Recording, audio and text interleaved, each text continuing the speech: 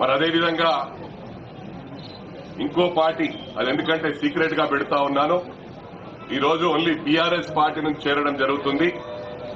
మరి 19th నాడు గాంధీ భవన్ లో ఇంకొక ప్రోగ్రాం పెద్ద ఎత్తున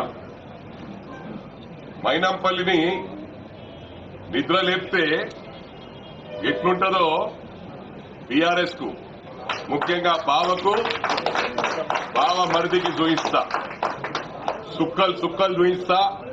ఈ రోజు యూట్యూబ్ ఛానల్ పెట్టుకొని కిరాయి వాళ్లకు 10 లక్షలు 5 లక్షలు ఇచ్చి మాట్లాడిపిస్తున్నారు.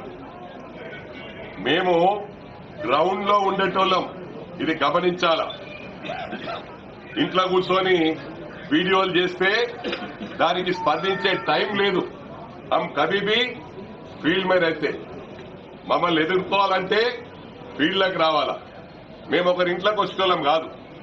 మరి ఇవాళ మీడియాలపై దాడి చేస్తా ఉన్నారు. మరోసారి హెచ్చరిస్తా ఉన్నాను కేటీఆర్ ను, హరీష్ రావును. మరి మా దాడి ఎట్లుంటుందో ఊహించుకోలేకపోతారు మీరు.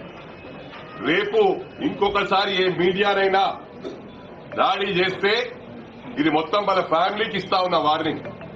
నాట్ ఓన్లీ హరీష్ రావుకు కేటీఆర్ కాదు, మరి ఎవరికి గుండెల్లో ఉచ్చుకుంటుందో అర్థం చేసుకోవాలా.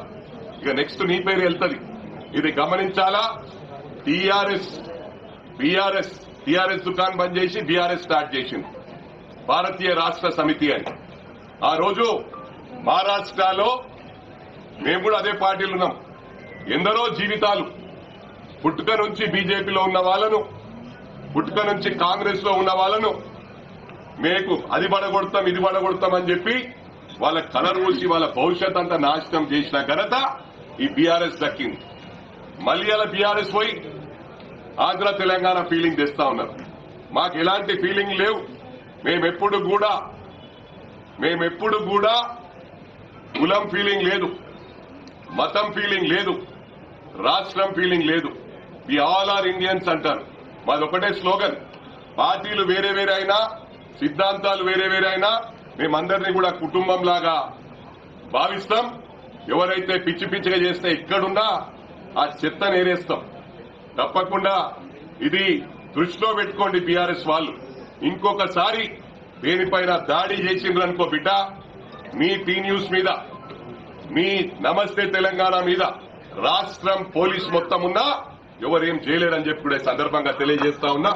మరోసారి చందన బ్రదర్స్ కు మేము అండగా ఉంటాం.